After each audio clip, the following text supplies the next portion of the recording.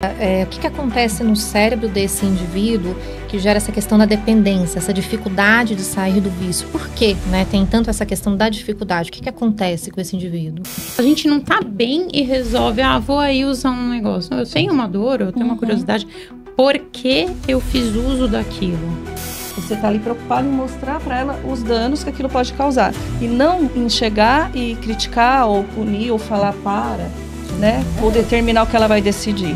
O paciente é colocado em uma internação, ele vai estar lá simplesmente em um local onde não há substância. Não existe essa substância nesse local. Então, consequentemente, ele não vai fazer uso. Mas e a forma com que ele encara esse uso? Isso mesmo. Todo o Muitos tratamento em fogem. decorrência disso. É. Aí, quando sai de uma internação, o que acontece? Faz uso de novo. Exato.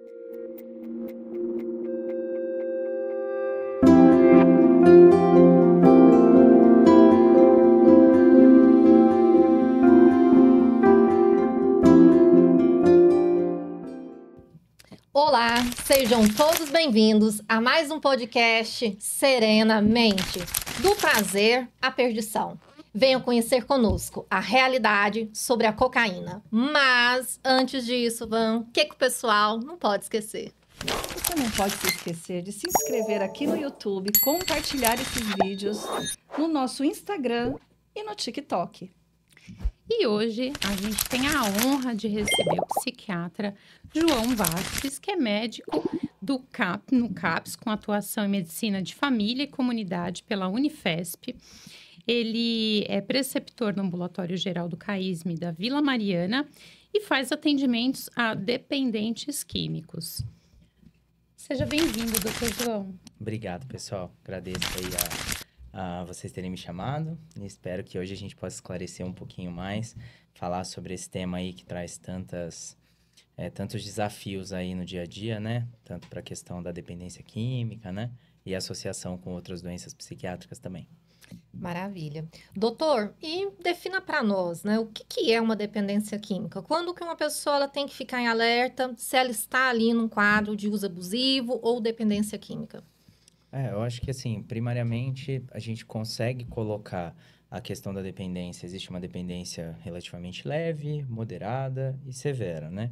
E esses critérios diagnósticos vão passando muito por três aspectos, né, principais, que é a questão da tolerabilidade, ou seja, a tolerância, que é com o aumento do uso, a pessoa passa a se tornar mais tolerante e precisa de doses cada vez maiores para atingir o efeito desejado.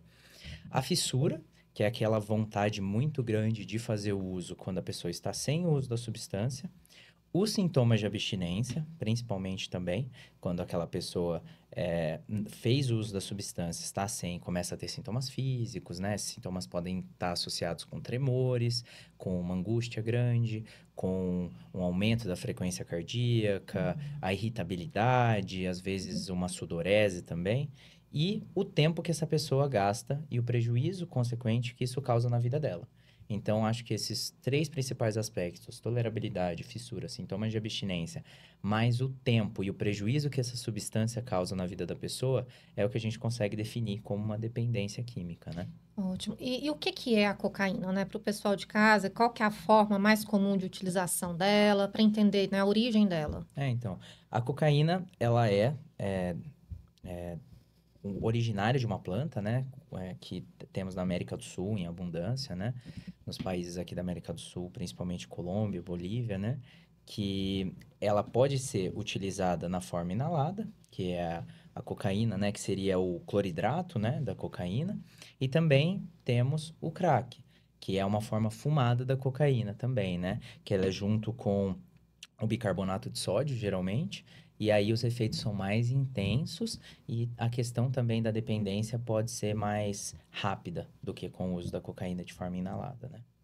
E o que gera, o que acontece no cérebro desse indivíduo que gera essa questão da dependência, essa dificuldade de sair do vício? Por quê, né? Tem tanto essa questão da dificuldade. O que acontece com esse indivíduo? Além das questões comportamentais, né, que existem associadas à dependência química, a gente sempre associa o ciclo do vício com o sistema de recompensa, que é um sistema que a gente tem no nosso cérebro, que principalmente a gente tem três áreas principais ali, que é o núcleo accumbens, a área tegmentar ventral E o outro eu esqueci. Então vamos lembrar de novo, só para eu conseguir lembrar. Mas a gente tem 3 áreas principais que estão envolvidas com esse sistema de recompensa. E aí, conforme a pessoa faz o uso, há liberações de neurotransmissores, principalmente dopamina. A gente tem a liberação também de serotonina, né, de GABA e glutamato, que são neurotransmissores, mas a gente tem principalmente da dopamina. E a dopamina causa aquela primeira sensação de prazer, né? Então, primariamente, quando faz o uso da cocaína, tem essa sensação de prazer imediato. Consequentemente, esse prazer com o uso da substância leva novamente você querer ter esse prazer novamente. E depois, com a tolerabilidade, ou seja, seu cérebro se acostumando com esse uso, você vai precisar de doses cada vez maiores para atingir o efeito desejado.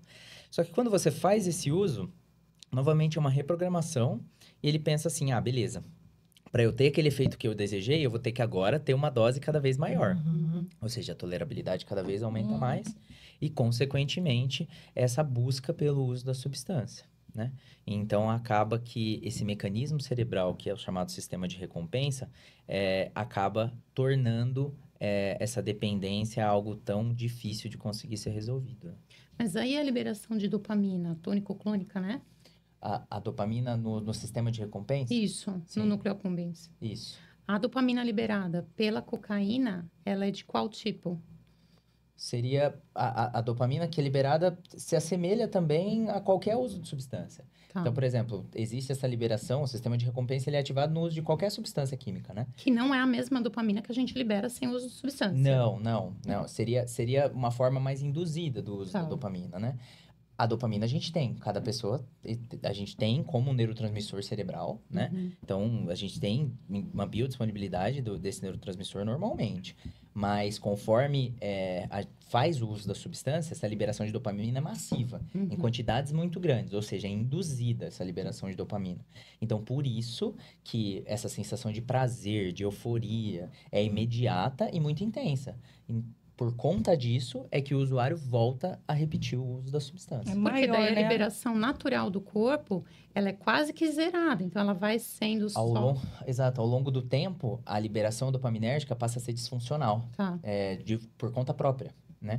Então, por isso que o uso repetido passa a uma desregulação desse sistema de recompensa. Então, conforme o paciente, a pessoa, o usuário usa muito ao longo do tempo, esse sistema de liberação de dopamina de forma natural acaba sendo deficiente ao longo do tempo.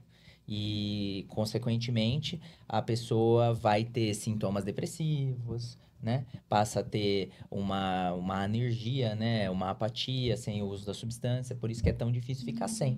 Né? E um pouco da dependência é uma dúvida que eu tenho também. Então, assim, existe um prejuízo na captação neuronal no nariz da pessoa pela inalação de cocaína em pó. Porque o uso repetido também faz a morte neuronal, não faz? Sim, ao longo do tempo pode ter um prejuízo aí neuronal, né? Se a gente pensar nessa questão. Mas quanto maior o uso, maior vai sendo o prejuízo, maior vai sendo também essa perda ao longo do tempo, essa hiperestimulação e essa desregulação do sistema de recompensa. Porque também a arquitetura, né, neuronal ao longo do tempo vai mudando. Tá. Conforme a pessoa tem esse uso de substâncias. E vai passando a ser disfuncional conforme a pessoa para de fazer o uso também. Então, por isso que muitas vezes é tão difícil da pessoa conseguir ficar totalmente sem o uso da substância. Ela perde um pouco o prazer natural, né? Sim. Então, conforme a motivação, às vezes, que fez a pessoa fazer uso da substância, né? Seja cocaína ou seja qualquer outra, mesmo que essa razão não seja algum sentimento, né, de poder estar melhor ou aplacar algum tipo de sentimento ruim também, muitas vezes a cocaína funciona como ferramenta de desempenho, né? Então, hoje em dia tem aumentado também, né, esse uso em pessoas completamente funcionais, né? Então, pessoas que você não imaginaria, vamos colocar assim, que estaria fazendo uso de cocaína. Então, ela entra também como ferramenta de desempenho. Só que para essas mesmas pessoas também, esse uso como algo Estimulante, ocasional, né? Um estimulante, pode também se tornar disfuncional ao longo do tempo. Uhum. E essa pessoa, mesmo que usando de maneira pontual ou recreativa, ela não vai conseguir sair desse ciclo, porque algumas pessoas realmente têm uma possibilidade de desenvolver essa dependência maior do que as outras. Não são E qual é todas, a- Oi? será que são todas são todas pessoas que entram em contato, por exemplo, com essa droga, que vai criar uma dependência? Não, de nenhuma, né? De nenhuma droga são todas as pessoas que Tá. vão desenvolver uma dependência. É uma minoria, né? Tá. E a cocaína, por exemplo, é uma das substâncias que tem maior número de pessoas que faz uso que tem a dependência, Tá. né? Então, por isso que é muito mais incomum a gente ver dependência de substâncias como psicodélicos ou alucinógenos, né? Porque tem um risco de desenvolver dependência muito pequeno. Uhum. Então, a gente vê, por exemplo, o álcool com uma potencialidade de desenvolver dependência grande, a maconha também, mas em um número um pouco menor, e a cocaína em um número grande de pessoas que fazem esse transtorno pelo uso da substância. E quando é considerado uso recreativo, qual a diferença? É uso recreativo, então... Não, agora já não é mais uso recreativo, agora... Entra tanto na questão do padrão de uso, acaba entrando um pouquinho naqueles critérios diagnósticos, né, que a gente tinha falado. Tanto na questão de fissura, sintoma de abstinência, tolerabilidade e o tempo que a pessoa e o prejuízo, o tempo que a pessoa usa nesse uso de substância ou o prejuízo que a pessoa tem. Então, se a pessoa, vamos colocar uso recreativo para sair. A pessoa tem uma timidez ali, acaba não conseguindo se expressar tão bem, ela faz o uso de álcool e acaba fazendo uso de cocaína quando faz uso de álcool. Se a pessoa usa ali ocasionalmente, né? Mesmo ela usando ocasionalmente, isso pode ser um prejuízo também. Então, quer dizer que a pessoa que usa uma vez na semana não tem prejuízo só porque usa uma vez na semana? Não. Desde que esse uso não seja acompanhado por prejuízos. Se toda vez que essa pessoa fizer uso de cocaína, ela fizer coisas que vão causar prejuízo para a vida dela, isso também é um uso disfuncional. Então, não quer dizer que pela frequência de uso ser muito pequena, necessariamente a pessoa não é não precisa ter uma atenção para transtorno de uso de substância, mesmo que ela não fizer uso tão frequente. Aí, se ela faz uso de uma forma mais frequente, esse uso ocasional, recreativo ou para aumento do desempenho passou a ter um prejuízo, aí a gente já também começa a considerar como um transtorno pelo uso da cocaína. Eu vejo nessa questão que você trouxe há pouco, da droga de performance, principalmente pessoas que trabalham no mercado financeiro, já atendi muito, e também academia, tem aumentado o uso, não tem? Também. Então, até por uma questão de conseguir render mais, né? E aí, a gente no mundo hoje que precisa entregar muito desempenho, precisa entregar muita coisa que talvez nas 24 horas do dia as pessoas não consigam, elas que fazem o quê? Precisam dormir menos, ou precisam desempenhar mais no período que elas têm disponível. Então, consequentemente, as pessoas passam a usar um determinado estimulante, né? Nesse caso da cocaína, muitas vezes, pela questão de ser difícil o controle, né? De quanto tá usando, de que forma que isso vai agir no organismo da pessoa. Para cada um também o efeito pode ser diferente. Eu ia perguntar isso. Exato. Se tem diferença. Para cada um o efeito pode ser diferente. Para uma pessoa, uma determinada dosagem tem um determinado efeito, para outra não. Então, assim... E depende muito da pessoa, né? Da predisposição que essa pessoa tem para desenvolver essa dependência. E também, às vezes, do tipo corporal da pessoa. A gente nota que, às vezes, tem uma diferença. Mas depende. Tem pessoas que conseguem usar de uma forma muito moderada, dependendo. Tem pessoas que usam uma quantidade massiva de cocaína e, mesmo assim, não tem tanto prejuízo quanto pessoas que usam quantidades pequenas.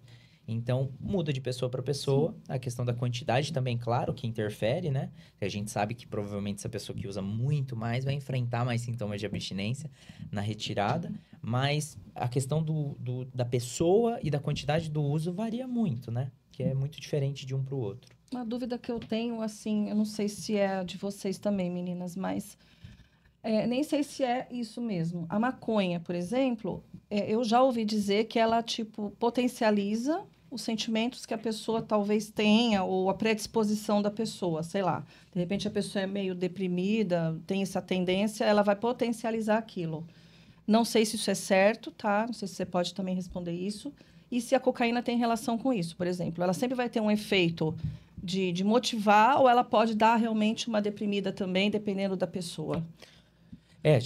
naturalmente, pensamos como um psicoestimulante, a cocaína vai ter sempre um papel de aumentar a produtividade, diminuir a necessidade de sono, vai deixar a pessoa com mais euforia. Não é necessariamente para todos assim. Uhum. E aí, essa pessoa, nesse modelo que a gente está falando, vai usar sempre na companhia de outras, num ambiente que estiver com mais gente. Mas depende. Tem pessoas que pegam, fazem uso em casa, isolado, dentro do quarto. Tipo, vai para um hotel e fica Exato, sozinho, fica né? só Ficando usando. assim. Aham. Então, assim, e se isola, né? E aí, conforme essa pessoa faz o uso, existe uma possibilidade dela ficar mais paranoica. Tá. E aí, a pessoa, quando faz uso, acha que tem alguém querendo fazer algo contra ela. Também pode dar esse tipo de efeito. Pode. Ao longo do tempo, a gente tem um aumento desse tipo de efeito, né? De persecutoriedade, além da questão dos prejuízos mesmo que a dependência traz, as complicações clínicas também, né? Uhum. Então, poder ter um risco aumentado aí de eventos cardiovasculares, né? Eventos cerebrais também pelo uso da cocaína ao longo do tempo. Então, além dos riscos clínicos, tem as questões psiquiátricas. E a pessoa poder estar mais suscetível a desenvolver outros transtornos psiquiátricos também, conforme o uso vai se tornando mais frequente. Quadros de humor, em geral, né? Poder predispor quadros psicóticos também. Então, a gente tem esses outros comemorativos aí que podem acompanhar o uso, né? E a consequência, você falando, lembrei de um paciente que eu tive, me marcou muito.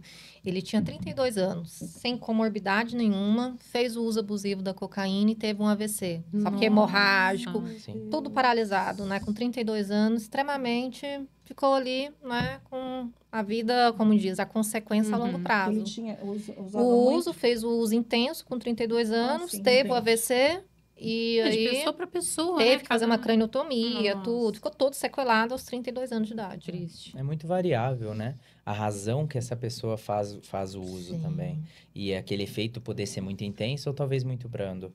Já teve mais de uma pessoa que já fez o uso porque tinha um familiar que fazia o uso e falou que iria fazer o uso para mostrar para ele que dava para parar de usar. Poxa vida. E aí, conforme faz esse uso, fica dependente também. Uhum. E aí, assim... Vai os dois pro buraco. Exato, tem as duas pessoas que precisam de um tratamento a partir daí, né?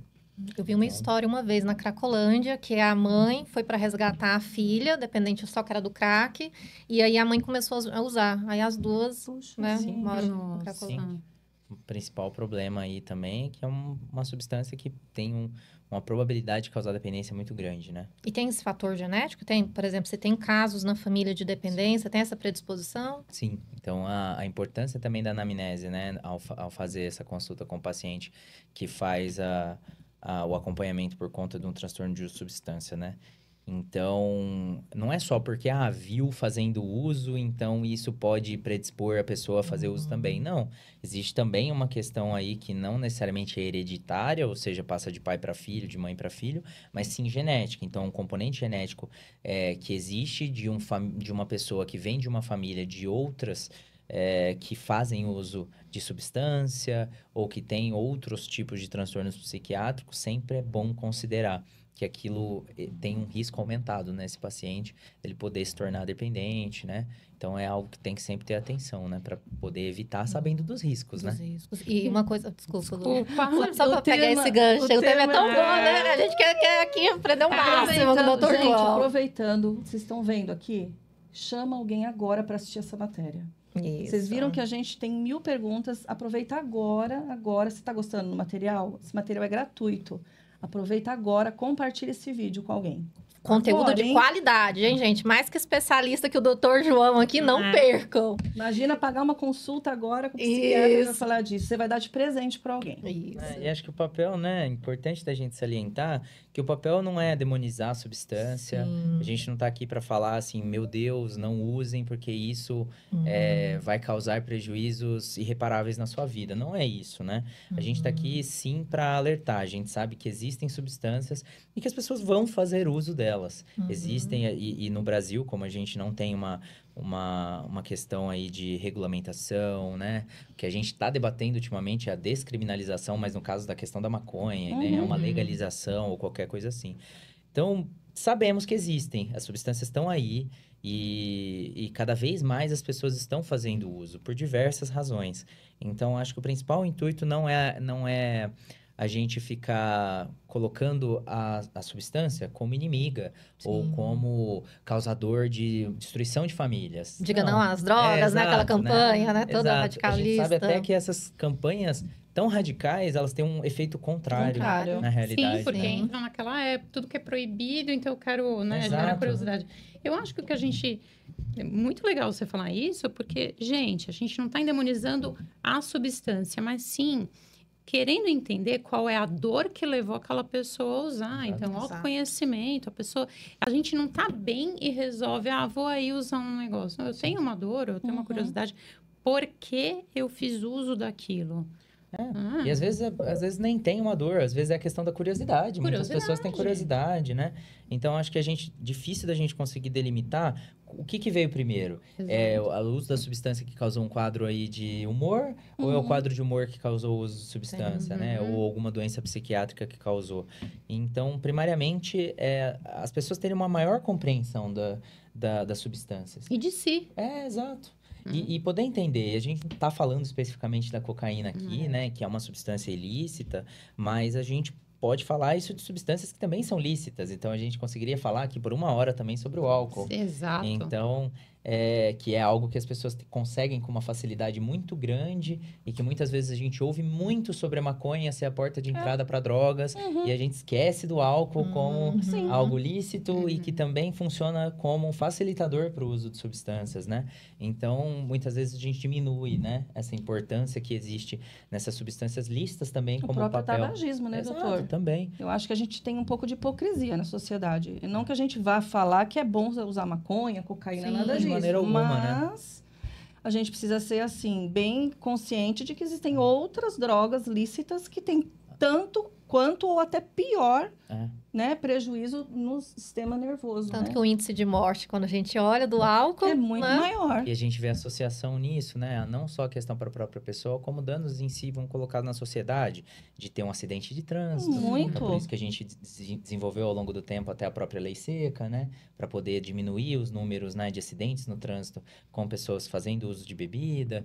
Então, eu acho que, assim, o principal disso, a principal resposta que a gente tem isso é a regulamentação, a gente conseguir criar fatores ao longo disso para conseguir reduzir a incidência dos prejuízos do uso da substância, que é o que a gente teve ao longo do tempo com o álcool, e tem que melhorar ainda mais isso também, e também a conscientização para a busca do tratamento, né? Conforme isso sair do padrão aceitável, Sim. do padrão de prejuízo para as pessoas à volta dela e para ela mesma. Então, é para isso que a gente está aqui, para poder reconhecer o Exatamente. prejuízo. É isso que tem que tratar. Para a Não pessoa é- saber o que ela vai escolher, né, Não é doutor? isso que a gente Pra não está vida. aqui para colocar que a pessoa que usa maconha precisa de tratamento, a pessoa que usa cocaína precisa de tratamento. Não. São as dependências, são os transtornos pelo uso dessas substâncias, né? E isso vai muito mais do que simplesmente uma questão de saúde, né? Entra numa questão de educação. Exato. Então, até recentemente, como psiquiatra do CAPS, a gente foi convidado numa escola de ensino médio da Zona Leste para fazer uma conscientização na realidade do uso de cigarro eletrônico. Ótimo. Para os jovens, né? E aí tinham representantes de 1º ano, 2º e 3º de ensino médio. E aí a gente foi para... Tinha algumas perguntas e eles tinham que responder como verdadeiro ou falso, se eles acreditavam naquilo ou não. E aí depois a gente debatia um pouquinho sobre isso. E começamos a falar sobre cigarro eletrônico. E aí tinha algumas perguntas como, por exemplo, o cigarro eletrônico faz mais mal do que o cigarro branco, cigarro de tabaco normal. E aí começamos a debater sobre isso, né? E falando sobre os riscos, que o cigarro eletrônico traz muitos prejuízos, e a gente muitas vezes não sabe a quantidade de nicotina neles, fora que tem a questão da bateria e tal, né? Tudo isso. E aí veio uma pergunta, né, de um dos adolescentes: então usar maconha é melhor? Olha Nossa. só. Pois Fumar é. cigarro eletrônico, fazer uso do cigarro eletrônico ou do próprio cigarro de tabaco, né? De nicotina, né? Aí eu falei assim, ó, depende. Não é necessariamente isso que a gente veio falar. E também não é nem disso que a gente tá falando aqui. Mas acho que entra um pouquinho Sim, nessa claro. questão, né? Interessante. De conseguir trazer a conscientização. O que a gente precisa é conscientizar, e principalmente o jovem, que é onde esses primeiros usos começam a acontecer, né? Então, de conversar sobre. Então, não é simplesmente você falando, ó, droga é uma coisa muito ruim, não faça, porque se você fizer, você vai virar um drogado e vai... Não é isso. Viver às margens da sociedade. E sim falar, ó, a cocaína faz isso, a maconha faz isso. Então, ter essa ideia, conscientizar no jovem, porque ele não tem as estruturas cerebrais completamente formadas, né? E o prejuízo principal tá aí, né? Sim. O jovem que ainda não tem a formação do córtex pré-frontal, que é a outra estrutura que é responsável pelo sistema de recompensa. O córtex pré-frontal, a área tegmentar ventral e o núcleo accumbens. E aí, principalmente por conta disso, né? E aí que estão os principais prejuízos no jovem, por conta dessa questão. Eu acho que Então, tudo é assim, né, doutor? Saber o que acontece faz com que você tome as decisões. Porque às vezes você também toma uma decisão de usar alguma substância e não tem ideia do prejuízo que aquilo vai te trazer. Por exemplo, morte de neurônios, né? Coisas que se de repente a pessoa fica sabendo, ela vai pensar se ela quer aquilo. E não só chegar, ó, não usa, né? Nem sair do demonizar. não porque não, né? Não porque não. Então, assim, tem que ter... Mas por quê? Né? No porque não é resposta, Porque né, não é Lu? resposta. Então, a gente tem que parar com isso, né? De deixar a pessoa sem ter consciência do porquê que existe uma campanha, né? Contra alguma coisa. E isso em tudo na vida. Tudo que a gente faz, o que a gente come, né? Não é só as drogas. O açúcar é uma droga também terrível e a gente consome aí deliberadamente, né? Então, escolhas. Se existe um demônio, existe em várias áreas. Exato. E de qualquer forma, né, a gente pensa que a questão dessa guerra às drogas acaba fazendo um surgimento de novas drogas. Novas drogas. Então, até a questão da proibição da cocaína, o que aconteceu? Veio o crack. Pois é. Aí a gente agora teve também a questão da proibição de maconha. Aí a gente tem o surgimento dos canabinoides sintéticos. Então, são novas substâncias com custo menor e com potencial mais lesivo, vamos pensar. As então, drogas, assim, que são justamente os canabinoides sintéticos, né? Então, assim, às vezes as pessoas, elas não querem fazer uso para deixar de pensar, elas querem fazer uso de uma coisa leve. Não necessariamente elas queriam fazer uso de uma substância que iria deixá-las completamente intoxicadas. Mas não existe, entendeu? Não existe você querer usar algo leve. E aí, consequentemente, isso vai levando... Porque se você vai ter que fazer algo ilegal, que seja de uma vez só, para que você use e tenha um efeito muito potente. E aí, consequentemente, surgem as drogas K, surge o crack lá mais atrás, né? Nos anos 80, 90. E agora, nos anos 2010, assim, 2010, o surgimento das drogas K. Cada vez mais um efeito potente, com mais riscos clínicos, né? De algo que poderia ter um controle melhor, né? E aí acaba que é uma substância mais barata e com efeito mais potente. Comenta um pouquinho, doutor, já aproveitando esse gancho aí, né, da família das drogas K, para o pessoal entender, né, na mídia, principalmente aqui em São Paulo, a gente vê muito. Veio muito como... a gente ouvia bastante como maconha sintética, né? E que, na realidade, não é uma maconha, né? É, sim, um canabinoide sintético, porque a gente tem os fitocannabinoides, que são presentes na cannabis. E, principalmente, o que a gente mais fala é o CBD e o THC, né? E... Consequentemente, é como se fosse uma forma completamente produzida em laboratório, ou seja, sintética, que faz uma produção de algo muito focado no THC, e é como se fosse uma ligação total aos receptores endocannabinoides, porque a gente tem receptores endocannabinoides, mesmo se a gente não usar maconha, todos temos. Então, consequentemente, a maconha, por ela ser uma planta, ela tem vários canabinoides. Então, elas vão se ligando um pouquinho em cada canto. O CBD aqui, os terpenos, flavonoides em algum outro local, o THC em outro local. Conforme você faz o uso de uma substância produzida em laboratório que tem um foco completo em ter um efeito psicoativo, vai ser uma ligação quase que total ali nos receptores endocannabinoides. Então, o efeito é muito mais potente do que o efeito da planta, da maconha. E as pessoas costumam chamar mais aqui, pelo menos na Zona Leste, que é onde eu trabalho mais, a gente ouve mais como K9 ou Space, mas tem outros nomes também, né? K2, Spice, né? E muda muito dependendo da região, mas tem aumentado cada vez mais. A gente nota que os sintomas de abstinência são muito intensos. Então, tem até uma dor física, assim, uma dor em articulação muito grande, uma fissura muito grande pelo uso também. E aí, a pessoa tem uma perda de peso muito importante. E aí, a substância, propriamente, ela é um líquido, né? Então, ela não é uma planta necessariamente. Então, no começo, ela era feita de forma líquida e aplicada em papéis, como se fosse... como se ela tivesse sido borrifada no papel. E aí tem pessoas que fazem uso dessa forma até hoje. Então, pessoas colocam debaixo da língua e tem o efeito. Mas o efeito mais comum é você pegar esse líquido e borrifar em algum tipo de de planta seca. E aí você pega, eles usam essa planta seca e você faz um cigarro com isso. Você faz um baseado com essa determinada, qualquer tipo de planta moída seca. E aí os pacientes fazem uso disso, né? De um baseado desse canabinoide sintético, desse K9, desse Space.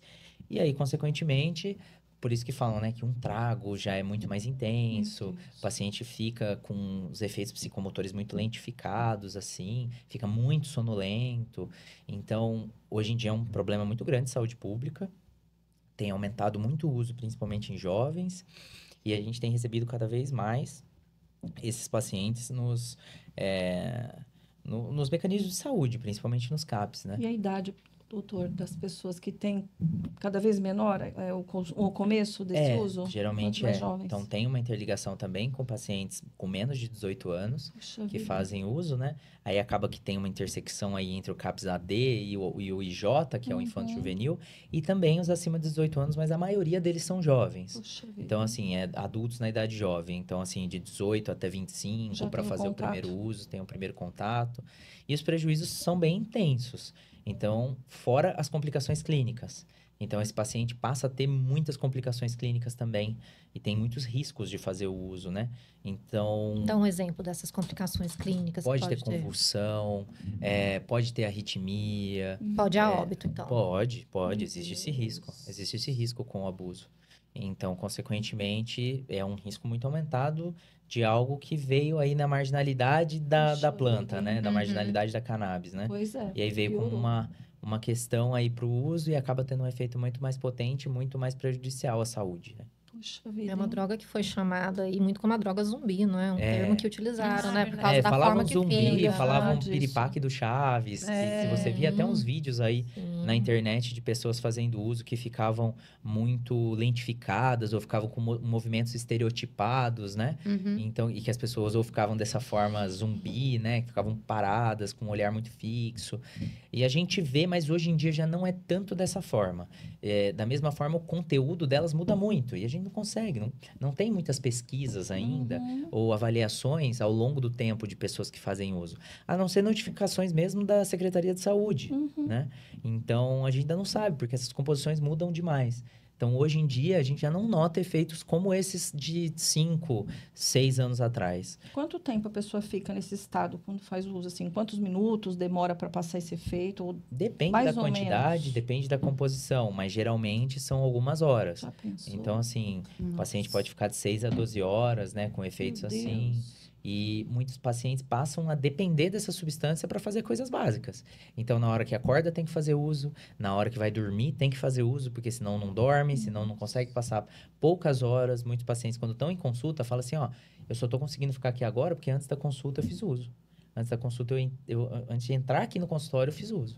Mas isso é o paciente que tem consciência, porque a maioria fala, não, eu não sou dependente, eu paro quando eu quiser. Sim, mas eu acho que é até menos frequente na questão dos canabinoides sintéticos, porque o tá. prejuízo é tanto e tão Não tem presente como, né? que Não um tem pouco que como. não tem como, né? Ah, Então, acaba sendo notado com muito mais facilidade até do que o dependente de cocaína, que muitas vezes se nega, cocaína né? Tenta negar, ou que não tem essa crítica, né? uhum. E que pensa que consegue fazer isso por conta própria. Mas na parte dos canabinoides sintéticos é tão intenso que muitas vezes não consegue.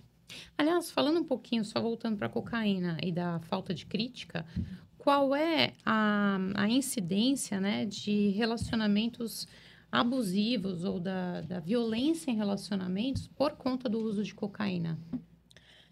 Aumenta, né? A gente sabe que pode aumentar, mas não tem uma correlação, assim, necessariamente direta. Uhum. Todo usuário de cocaína Tá. vai ser protagonista em um relacionamento abusivo. Sim. A gente sabe que a cocaína aumenta, pode aumentar a agressividade, às vezes pode aumentar também essa questão de impulsividade. Persecutoriedade. Exato. Então, Uhum. esses próprios sintomas ou esses efeitos a curto prazo da cocaína são algo que podem se correlacionar com a dinâmica de um relacionamento abusivo, mas que não necessariamente elas estão estritamente ligadas à dinâmica de um relacionamento, né? Uma coisa que eu percebo, doutor, que é um sofrimento intenso quem está no uso da dependência química. Tanto o paciente quanto a família também. A gente sabe que adoece junto.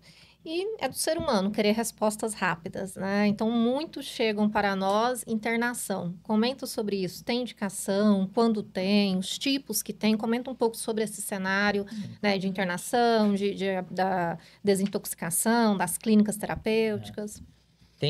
Claro que tem indicações, né? Existem pacientes que têm sim indicações de internação, mas hoje, pelo menos no cenário atual, pensando em São Paulo, né, que é onde eu trabalho, a gente tem algumas opções, mas pensando no contexto público da saúde, a gente tem opções até um pouco restritas na questão de internação.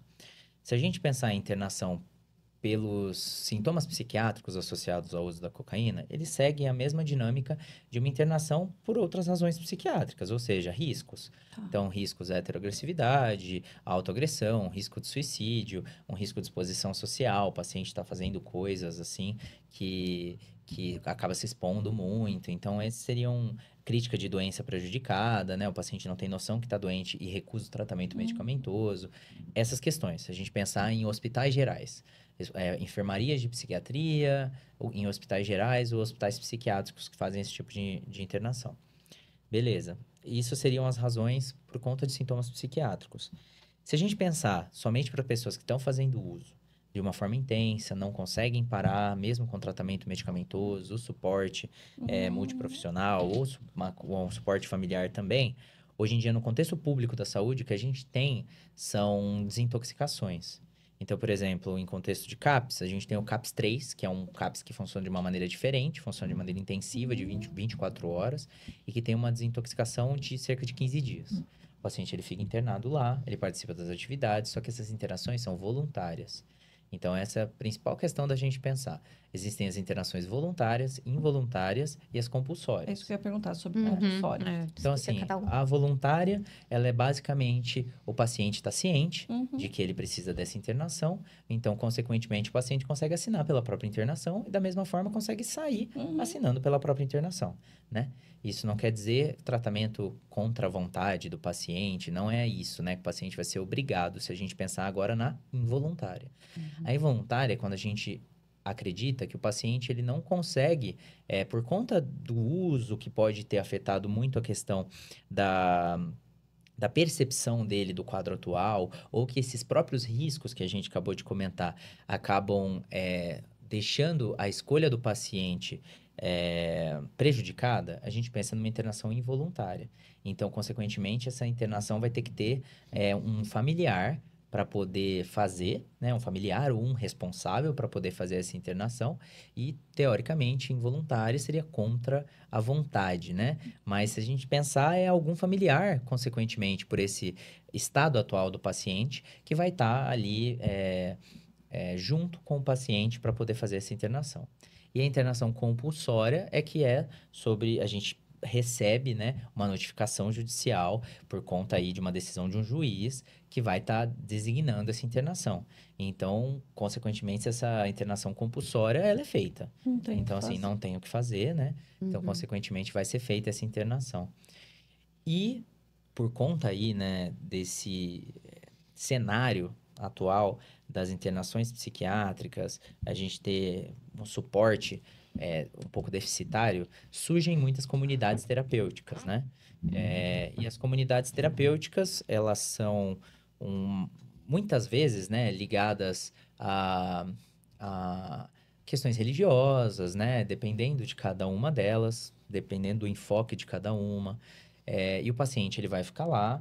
Existe algumas que têm um suporte psiquiátrico, né? Existe consultas com psiquiatra, um suporte com psicólogo, existem grupos terapêuticos, existem atividades que esses pacientes vão fazer, né? Nessas comunidades terapêuticas, e existem outras que não. Então, hoje em dia a gente vê muitas denúncias, né? Em relação às comunidades terapêuticas, em relação à violência dentro de comunidades terapêuticas. Mas, novamente, isso depende muito de cada serviço, de cada local. E a gente, como funcionário público da saúde, a gente não pode indicar. Então, conforme o paciente solicita uma internação ou o familiar solicita uma internação, a gente vai buscar os mecanismos que a gente consegue. Então, provavelmente, essa desintoxicação em CAPS 3 ou se existirem esses riscos por sintomas psiquiátricos, a gente vai designar a avaliação no hospital geral para poder fazer a internação, mas a gente, como estamos num órgão como o CAPS, a gente não vai poder indicar uma comunidade terapêutica, porque ela é privada muitas vezes, né? Exatamente. Seja ela é privada, ou existem também algumas, né, que têm um caráter beneficente e não fazem nenhum tipo de cobrança. Depende muito, né, o funcionamento delas. Mas nós, como funcionários, não podemos indicar essas internações, né? Então, até hoje em dia, né, tem também onde funcionava o Cratóide, né? Tem o Hub, que é um serviço também que faz essa avaliação desses pacientes, que podem ser designados a internações, né? Então, enfim, a gente tem alguns mecanismos, acho que não preenchem toda a necessidade que o transtorno pelo uso de substância exige, pelo menos na questão de São Paulo, né? São Paulo e a Grande São Paulo, mas que conseguem fornecer um certo suporte e que a gente acredita que se esse suporte for dado de maneira prévia, é possível resolver muito dos casos ou auxiliar muito dos casos sem buscar a questão da internação, né? Conseguir fazer isso de forma ambulatorial, conseguir fazer isso com o suporte dos profissionais durante o dia a dia, porque existem outras modalidades de tratamento também sem ser na internação. O paciente pode ficar num serviço de saúde em convivência, pode passar o dia no serviço de saúde e depois ir para casa à noite. Então, existe todas essas formas para a gente poder não sempre precisar buscar a internação como a única questão para conseguir cessar essa dependência. Porque muitas vezes o paciente é colocado em uma internação, ele vai estar lá simplesmente em um local onde não há substância. Não existe essa substância nesse local. Tá. Então, consequentemente, ele não vai fazer uso. Mas e a forma com que ele encara esse É uso? isso mesmo. Todo o Muitos tratamento em fogem, decorrência disso. né? Aí, quando sai de uma internação, o que acontece? Faz uso de novo. Exato. E é tão desolador, né, doutor, para a família. A gente tem várias pessoas que a gente conhece que eu acho que é uma das coisas mais tristes, porque geralmente as pessoas não veem muita esperança, né? Então, assim, para quem está assistindo a gente hoje, eu sei que tem muita gente assistindo porque pediram muito esse episódio. Existe esperança, doutor, para isso, porque de verdade, o que a gente ouve muito são famílias assim, eu não aguento mais, né? O usuário rouba as coisas de casa para fazer o uso, a gente não sabe mais como lidar com isso, porque vai destruindo tudo que está ao redor, né? Então, assim, existe alguma coisa para a gente falar para as pessoas hoje, estão nos assistindo, porque elas estão esperando, né? Com relação a tudo que você já viu, né, na sua vivência com esses casos, as pessoas que te procuraram, casos que você tratou, viu como foi o resultado. Tem alguma coisa que a gente possa falar para as pessoas de casa? Sim, que é possível, né? Que a pessoa é muito mais do que um uso de substância. Então, que ela não é definida por uma doença, que ela não é definida por um abuso de substância. Que sim, tem muito mecanismo, né? Muitas pessoas que estão capacitadas para poder ajudar. Então, a gente pensando tanto na questão particular quanto na questão pública de saúde também. E essa dinâmica é o que provoca, muitas vezes, essa descrença, essa dificuldade de acreditar que existe a mudança na família, né? Porque existe ali o uso, e aí vem a briga, aí vem a culpa, aí vem a promessa, e aí vem a recaída. Exatamente. Sempre, E aí né? você entra sempre nesse ciclo, e é isso que acaba causando tanta descrença por parte dos familiares, né? E que, assim, a gente tem que entender que existem lapsos. Os lapsos fazem parte do tratamento, tem que saber que isso faz parte também. Se você não entender que podem existir esses lapsos, você vai estar sempre se decepcionando com o tratamento, seja como profissional, seja como familiar. E entender que o lapso é uma forma que o paciente às vezes faz o uso, mas não é uma recaída total, que o paciente volta ao padrão de uso prévio dele, né? Não quer dizer que a gente não valeu de nada o que acabou de ser feito durante todo esse tempo. Então, tem que entender que isso faz parte, mas que existe tanto um suporte psicoterápico para esses pacientes, para conseguir justamente acessar, né, as razões do uso, da onde veio, onde iniciou, o que faz ele retornar para esse uso, como é que está a vida dele atualmente, como é que está a questão do trabalho, como é que está a questão familiar, ele vai para esse uso por conta de algum conflito, de alguma dificuldade que está vivendo, e, consequentemente, o tratamento também medicamentoso, É isso né? que eu ia perguntar. No cérebro, existe alguma coisa, algum medicamento que ajude esse cérebro sei lá, mudar esse funcionamento, sei lá, diminuir esse desejo tão grande pela droga? Então, assim, existem muitos medicamentos que a gente sabe hoje que têm benefício, mas infelizmente, se a gente pensar em aspectos no Brasil e no mundo, não existe um guideline, não existe algo tão bem delimitado hoje em dia nas os principais órgãos regulatórios de saúde com uma conduta padrão para o uso da cocaína, diferentemente do transtorno bipolar. Sim. O transtorno bipolar, a gente tem lá o CANMET, que consegue dar para a gente as principais escolhas, um esquema para você iniciar o tratamento de um paciente que tem um transtorno. Mas no caso do uso da cocaína, não existe, né? Então, se a gente pensar em serviços públicos de saúde, a gente tem que tratar sintoma. Porque são as medicações que estão disponíveis para a gente também, né? A gente acaba não tendo uma disponibilidade de medicações tão ampla. Mas mesmo assim, a gente vê melhora. Vê melhora no padrão de uso, vê melhora na aceitação da questão da doença, principalmente, né? De identificar os prejuízos, de conseguir diminuir esse padrão, ou de conseguir reduzir danos, né? Que a gente sempre sabe que a redução de danos trabalha nesse sentido, trabalha né, nesse doutor? sentido, né? Então, o paciente faz uso de álcool e de cocaína, né? A gente conseguir tirar a cocaína primeiro, né? Ótimo. E aí, consequentemente, a gente já reduz os prejuízos. Então, o paciente faz uso da maconha como um fator para conseguir se alimentar ou como fator para conseguir dormir. Em determinado momento, o uso dessa maconha, ele está sendo pouco prejudicial para o paciente, conforme os prejuízos que tem, né? Eu vejo muito uso de cocaína associado ao Zolpidem, Também, né? também. Então, eu acho que, assim, precisa da conscientização para a pessoa não normalizar o lapso. Porque senão, olha aí, ó. Claro. Né? Claro. Eu caio, mas depois eu retomo. Então, eu sou o senhor de mim, senhora de mim, e eu não sou dependente. Sim. Eu domino isso daqui, não é? Não, a questão principal não é a gente Muito fazer perigoso. uma normalização de cada episódio, tipo assim, não, tá tudo bem você ter os lapsos e logo depois você volta. Tem que entender que faz parte, mas não necessariamente isso tem que acontecer, entendeu? É possível também fazer esse tratamento sem que o paciente tenha também, depende muito de cada paciente. Mas é isso, a cocaína como droga estimulante, ela vai causar um prejuízo do sono. E aí o paciente precisa fazer o uso de alguma medicação para dormir. E aí busca um Zolpidem, busca um Rivotril, vai buscar qualquer tipo de remédio para conseguir dormir. Aí cria uma outra dependência também. Outra, né? É. Então, assim, hoje em dia a gente tem medicamentos, né? Para conseguir fazer esse tratamento também de forma mais específica. Então, hoje em dia, tem muitas pesquisas e evidências científicas já de benefício com o uso de psicoestimulantes para tratamento da dependência de cocaína ou crack. Então, por exemplo, o uso de metilfenidato, que é a Ritalina, ou o uso da lisdexanfetamina, que é o Venvance, esses outros medicamentos também para tratar a dependência em si da cocaína. O uso de outros medicamentos também, como topiramato, que é um anticonvulsivante, que ajuda na impulsividade. Tudo isso são em doses muito diferentes do que a gente está costumeiramente que a gente está acostumado a ver. Então, é muito diferente o tratamento para TDAH com uso de psicoestimulante do que um tratamento para dependência de cocaína com psicoestimulante. Mas existe muita melhora. A gente vai analisar muito o perfil de cada paciente, com que intuito ele faz aquele uso, como que é essa dinâmica, para a gente conseguir fazer um suporte medicamentoso da forma correta. E claro, né, como todo tratamento psiquiátrico, associar isso a um segmento psicoterápico, a também uma dieta melhorada, né, mais saudável, exercício físico, que também é uma coisa muito importante na questão da dependência, porque é algo que libera também neurotransmissores que tem uma sensação de prazer e que consegue substituir, né? E muitas vezes o paciente dependente, ele só tem prazer com aquilo. Exato. A única coisa que ele tem prazer é fazendo uso. Ah, mas o que você faz mais que te dá um sentimento bom, que faz você se sentir bem?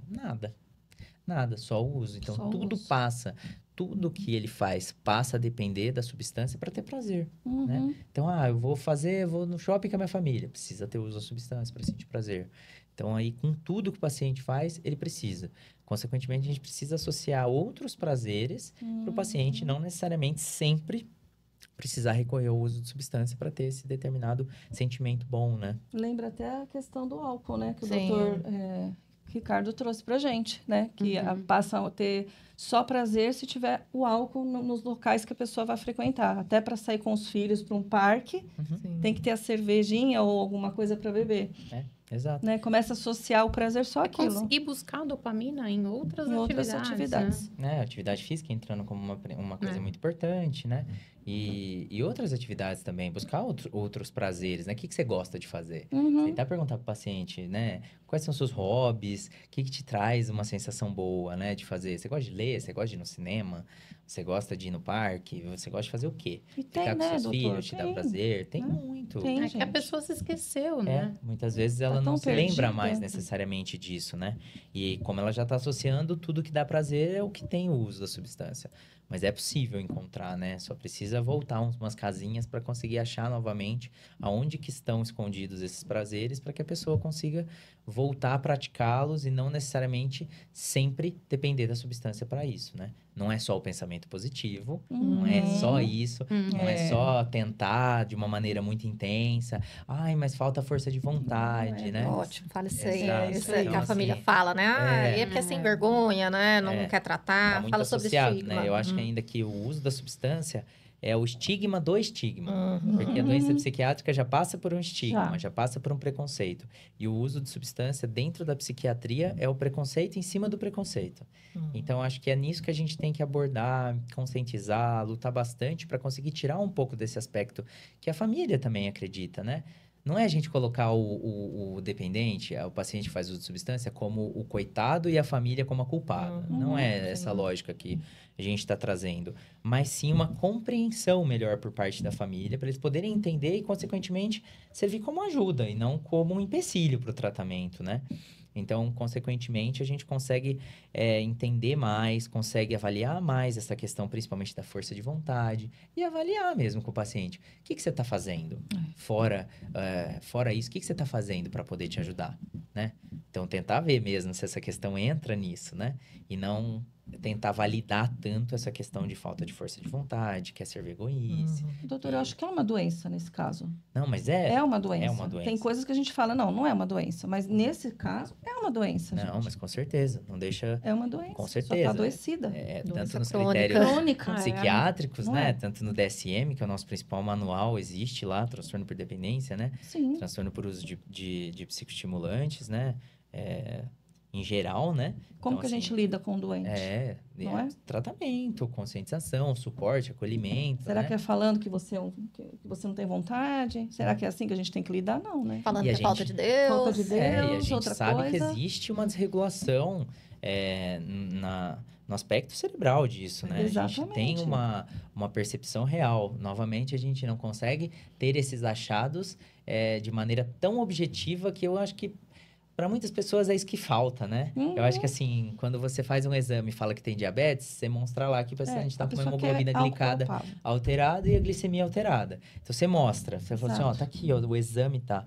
Aí quando você fala que a pessoa tem dependência da substância, você fala assim, não, mas cadê o exame para mostrar, né? Exato. Cadê o exame de imagem que mostra no cérebro que isso tá alterado? Ou cadê o exame de laboratório que mostra que isso também tá alterado, né? Essa Não parte não existe, existe. infelizmente, né? Não existe. Mas a gente acredita que baseado, né, nessa consulta bem feita, na anamnese, no exame psíquico, no vínculo do paciente com o profissional ao longo do tempo, né, com a equipe multiprofissional, com o tempo desse tratamento, é o que mais a gente valoriza, que é o que mais vai ter o papel nessa eficácia do tratamento também. Eu queria trazer aqui para as pessoas, para deixar até um pouco de esperança, né?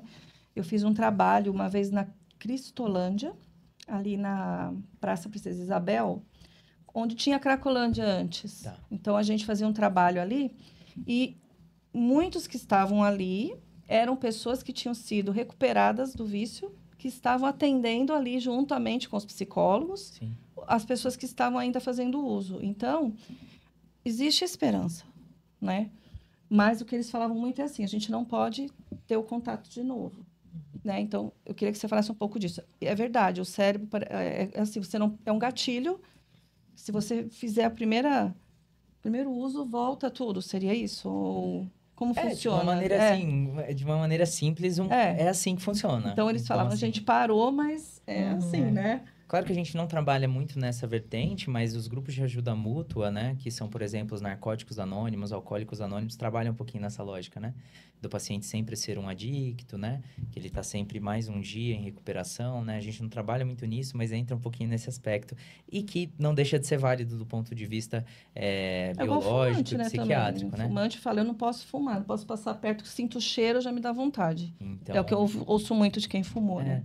E que a forma com que esse paciente faz uso é como se tivesse, beleza, ao longo do tempo que ele parou de usar, o cérebro vai recuperando essa arquitetura cerebral ao que funcionava antes, tá?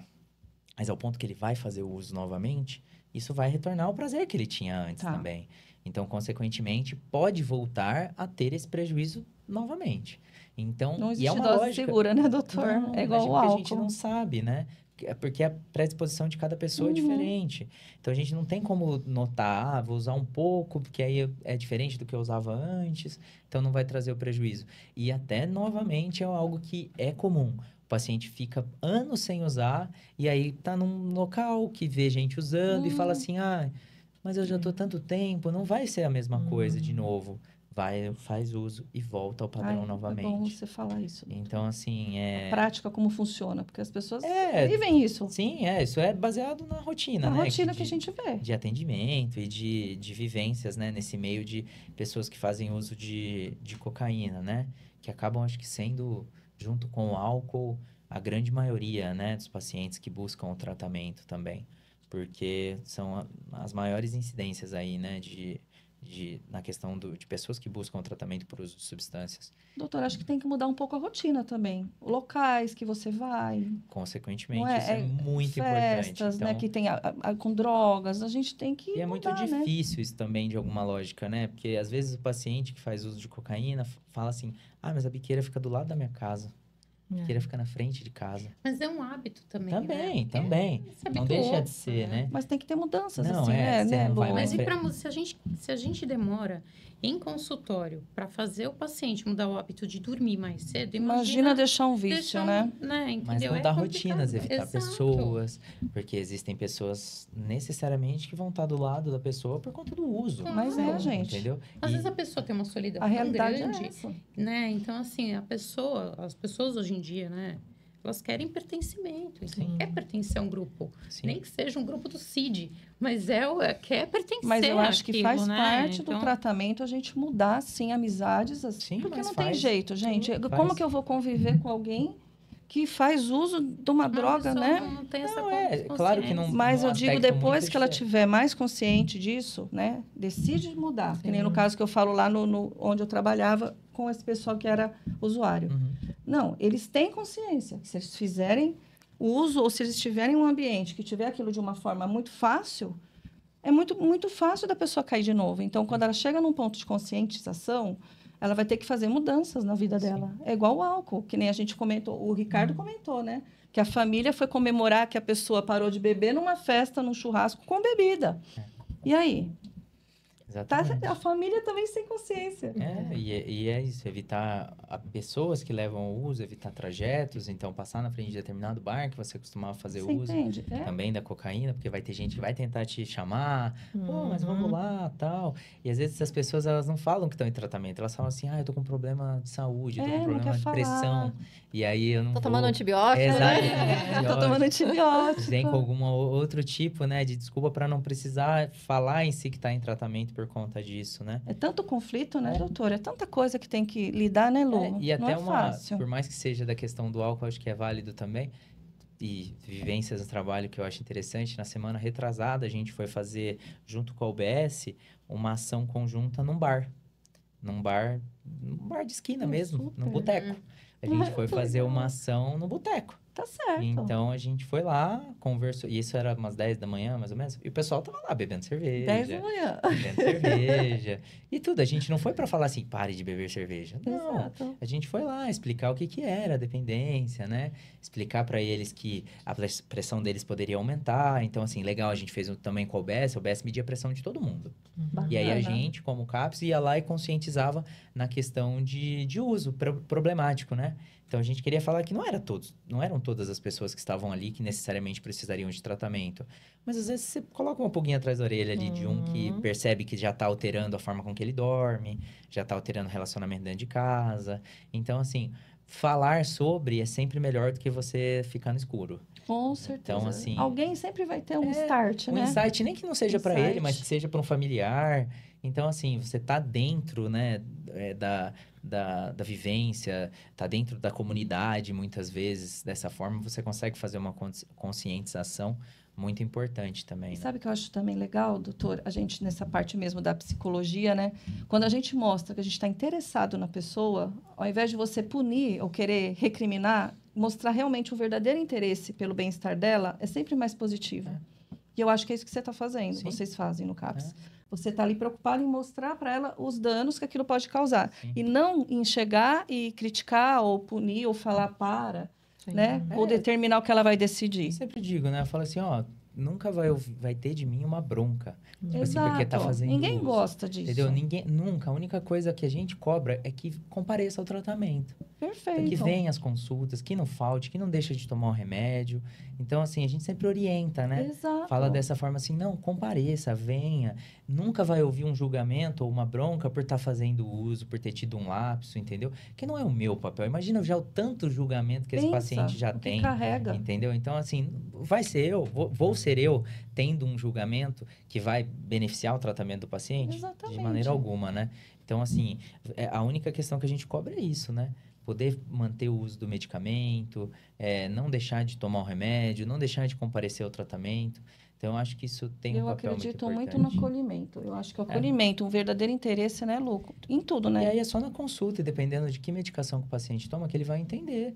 Que muitas vezes existem medicamentos que mesmo se ele usar, fizer o uso, ele pode manter tomando. E muitas vezes o paciente, o que ele faz para poder fazer uso?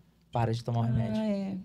Ele não para, ele não toma. Tem isso. Não, eu fui usar, então eu não tomei. Isso também é redução de danos, né? Você orientar para o paciente que existem algumas medicações que é melhor ele fazer o uso, mesmo fazendo uso da substância, do que ele parar, né? Muito Então, assim, isso depende, claro, de Porque cada tem muito remédio, isso, né? Tem medo depende de cada disso. tratamento, é muito individual. Mas muita gente tem medo, né? Acha que é isso, vai tomar o remédio junto com o uso da cocaína e vai ter um piripá que vai morrer. Né? Ninguém quer morrer, né, doutor? Exato, né? E, por exemplo, a gente vê às vezes gestante, né, em uso de cocaína. Tem efeitos para esse feto? Tem efeitos. Do mesmo jeito que o álcool, do mesmo jeito que a cocaína, do mesmo jeito que a maconha. Então, assim, a gente sabe que nenhuma dessas substâncias, a gente não consegue colocar uma dose segura de fazer o uso, de não ter esse papel para o feto, né? Então, principalmente no primeiro trimestre, que é quando tem a principal parte de formação. Então, não dá para a gente assegurar de maneira alguma as consequências disso. Então, assim, o importante é sempre fazer o acompanhamento.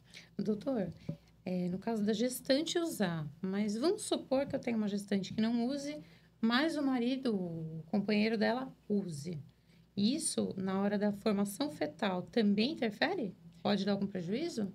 No quesito, assim, se a gente pensar em efeitos mesmo para formação neural, né, para questão mais biológica, não. Mas sim o componente genético de poder, no futuro, desenvolver o uso de substâncias também. Tá. Então, essa questão mais genética e não em si, propriamente, por isso está sendo transferido de alguma forma, né? Uma má formação. De uma má formação ou algum prejuízo mais direto Tá. na questão do feto em si. E uma pessoa, doutora, assim, sei que a gente já pincelou algumas coisas. Nossa, está no uso abusivo da cocaína. Quais os primeiros passos para essa pessoa buscar ajuda? Qual a primeira orientação você daria hoje? Eu acho que a primeira questão é a aceitação, né? Uhum. Ter essa percepção de que existe um prejuízo no funcionamento dela do dia a dia. Uhum.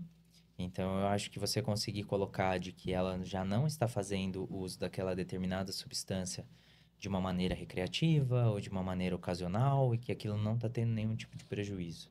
Uhum. Você conseguir essa aceitação.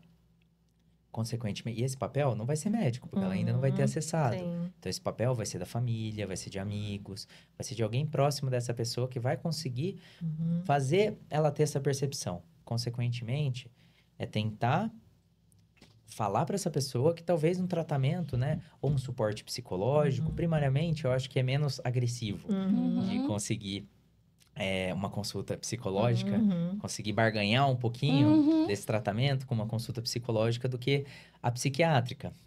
Porque muitas vezes essa pessoa já associa a psiquiátrica a tomar remédio. Então, talvez já é um suporte. E aí, consequentemente, com a visão de profissional de saúde, né? A gente consegue essa interligação com o psiquiatra. E aí já vai estar no processo terapêutico, né? Então, eu acredito que é muito mais fácil desse paciente conseguir aceitar, a gente conseguir mostrar para esse paciente que se ele tem prejuízos, ele vai ter benefícios do tratamento, né?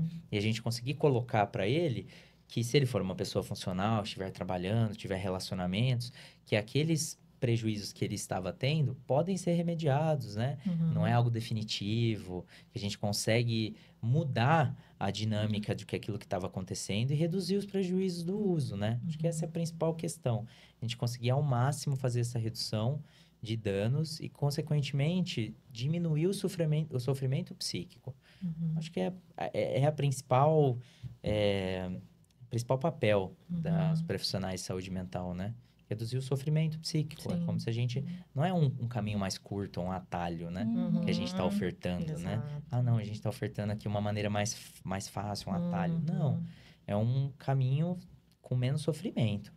Eu acho que existem muitas situações e acho que a dinâmica da dependência química, ela está muito envolvida com o sofrimento psíquico, né? Seja para o paciente quanto para os familiares. Então, acho que quando a gente consegue remediar um pouco isso, a gente consegue diminuir isso, seja para a família, também para o paciente, a gente consegue ter muitos benefícios, né? Então, acho que esse é o principal pensamento nessa dinâmica, né? E quando falamos em comorbidades, né? Quais os principais ali transtornos que aumentam o risco ali para um abuso de cocaína, por exemplo, que a pessoa tem que ficar mais em alerta, né? Que fica ali naquela beira? Eu acho que pensando na questão psiquiátrica, né? Acredito que os transtornos de personalidade, né? Que acabam tendo uma incidência na questão de impulsividade de comportamento de risco. Os transtornos de humor, principalmente, na questão do transtorno bipolar, por também a questão do comportamento de risco em quadros de mania e hipomania, né? O próprio TDAH, então, que hoje em dia existe uma incidência muito grande de diagnósticos sendo feitos. Então, o paciente também pode tentar aumentar essa concentração ou essa dificuldades que ele tem. Existe essa comorbidade, né? TDAH, dependência, até por conta disso, que aí foi evidenciado esse tratamento que eu citei, né? Com o uso de psicoestimulantes. Que o paciente já fazia uso por conta do TDAH, começou a ser notado que o paciente tinha benefícios na questão e diminuiu o uso da cocaína. Então, até essa comorbidade é uma das questões que provocou aí esses conhecimentos sobre esse tratamento. Então, eu acredito que principalmente esses grupos, né? São as principais doenças com comorbidade com o uso de substância, né? Por aumento de impulsividade, de comportamento um pouco mais arriscado. Você quer fazer mais alguma pergunta? Que infelizmente... Nosso tempo já foi, né? A gente deixa para uma próxima, né? Olha, foi muito bom, né? Esse tema, eu acho que ainda tem muita coisa aí para a gente perguntar, porque, olha, é um assunto que eu acho que é o mais delicado, porque assola muita família, né? Muita gente sofrendo com isso, porque, como eu disse, ninguém está feliz vivendo uma situação dessas. E a gente quer agradecer por você ter vindo, né? Falar para a gente sobre esse tema tão polêmico, né? Sempre muito polêmico. E para você aí que está assistindo, que está acompanhando a gente, isso é uma doença, isso é uma coisa séria, então... Sempre o acolhimento, sempre a compreensão, mostrar os benefícios de deixar o uso dessa substância é muito melhor do que a crítica, do que a acusação, né? Se coloque no lugar dessa pessoa, para você que está ouvindo aí, se for algum familiar. Não é fácil, a gente não está aqui romantizando, né, doutor? Sim. Essa convivência, a gente sabe que não é fácil, mas não é fácil também para quem usa. Então, assim, que vocês possam ter aproveitado essas dicas, esse conhecimento que o doutor trouxe para a gente. E ele vai deixar, então, aqui onde a gente pode encontrar mais esse material dele. E já estou falando que ele vai se disponibilizar para tirar as dúvidas que ficaram, tá? Fala para a gente onde eles podem te encontrar. Claro. Vocês podem me encontrar pelo Instagram. Vocês vão ver aqui embaixo também, a Super Doc no Instagram. Pela Doctoralia vão poder agendar consulta. E claro que super à disposição para as dúvidas, mas sabendo também que nada substitui um tratamento individualizado, né? Uma consulta médica. Então, é importante que a gente consiga ajudar o máximo que for, principalmente conscientizando. Eu acho que esse é o papel do podcast e desses conhecimentos que a gente transmite aqui, mas sabendo que cada tratamento é individualizado, né? Então, eu espero que a gente consiga atingir o máximo de pessoas para que consigam buscar tratamento para vocês mesmos ou para familiares que precisam, né? E, enfim, como todo tratamento, aumentar a qualidade de vida, poder fornecer aí um conhecimento maior sobre essa questão. E obrigado de novo por terem me chamado. Adorei estar aqui. Estou à disposição se precisarem novamente. Vamos deixar aqui uma lembrança. Antes disso, deixa eu falar para vocês. O nosso podcast ele tem vários episódios. Ele fala sobre alimentação. Busque os outros episódios para que vocês possam agregar aí conhecimento nesse tratamento que você esteja querendo começar. Se for você que está passando por isso, ou se há alguém da família, você vai encontrar aqui a doutora Roseli, a Stephanie, falando sobre alimentação. Como o doutor disse, tudo faz parte. É um conjunto e tudo é muito válido, gente. Parece que não, mas tem alimentos que são mais estimulantes. Então, assim, é um conjunto, né? Não vamos colocar só a conta na medicação ou só no exercício físico. A gente tem o Valdir falando sobre exercício físico, o Valdir Bodybuilder. Então, assim, tem tudo que você precisa, tá? E antes de você ir embora, cadê nosso presente? Uma lembrança do podcast, que agora você faz parte da família, ele já foi convidado para fazer parte do workshop que nós estamos preparando aí para vocês.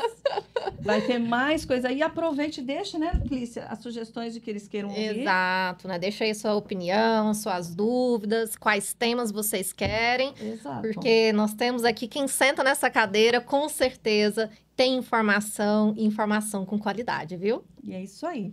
É isso. Um beijo para vocês. Até o próximo podcast. Que vocês sejam aí prósperos em tudo que vocês decidirem a partir do conhecimento que vocês conseguiram hoje, tá bom?